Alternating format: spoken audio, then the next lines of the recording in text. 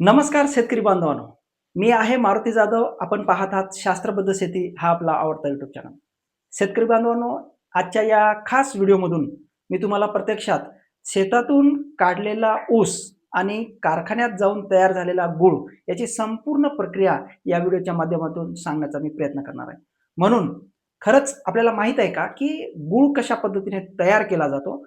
जो काही ऊस आहे आणि ऊसाचं रूपांतर गुळामध्ये कशा पद्धतीने केला जातो, हे नैसर्गिकरित्या शुद्ध गूळ तयार करण्याची प्रक्रिया या व्हिडिओमध्ये तुम्हाला मी दाखवणार आहे मित्रांनो. म्हणून हा व्हिडिओ शेवटपर्यंत आपल्याला पाहायचा आहे. आवडल्यास नक्कीच लाईक, शेअर आणि सबस्क्राईब करायला अजिबात विसरायचं नाही मित्रांनो.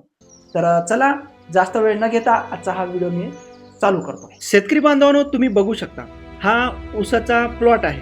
या ठिकाणी आता ऊस पूर्णपणे काढणीला तयार झालेला आहे. म्हणून आता काढायला सुरुवात झालेली आहे. आता काढणी चालू झाल्यानंतर आपण या ठिकाणी मोळी बांधून हीच मोळी ट्रकमध्ये भरल्या जाते. त्यानंतर पूर्ण ट्रक भरून या ठिकाणी कारखान्याकडे पाठवला जातो. असं समजा की या ठिकाणी आता हा जो काही ट्रक आहे तो कारखान्यामध्ये पोहोचलेला आहे. इथे एक साधा गुळाचा कारखाना आहे मित्रांनो आणि याच कारखान्यामध्ये फक्त एक क्रशिंग मशीन लावलेली आहे आणि या मशीनच्या सहाय्याने मित्रांनो असं म्हणू शकतो आपण की आता ऊस जो आहे मशीनमध्ये टाकून पूर्णपणे क्रश केला जातो. खरी प्रक्रिया अशी आहे की आता क्रश केल्यानंतरचं काय, तर भुसा या ठिकाणी वेगळा होतो आणि रससुद्धा या ठिकाणी वेगळा होतो. मित्रांनो आता सुरुवातीला जो काही रस निघतो आहे तो तुम्हाला दिसत असेल व्हिडिओमध्ये की स्वच्छ दिसत नाही आहे. थोडं त्याचा कलर जो आहे किंवा त्याच्यावरती येणारा फेस जो आहे तो गढूळ अशा पद्धतीने दिसतो आहे, काळसर दिसतो आहे.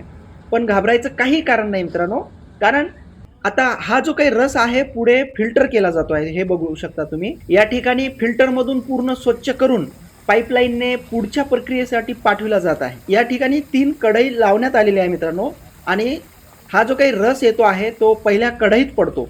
पहिल्या कढईमध्ये पडल्यानंतर रस शुद्ध केला जातो. शुद्ध झालेला रस या ठिकाणी पुढच्या कढईमध्ये जोरदार उकळत असल्यासारखं आपल्याला दिसत आहे मित्रांनो.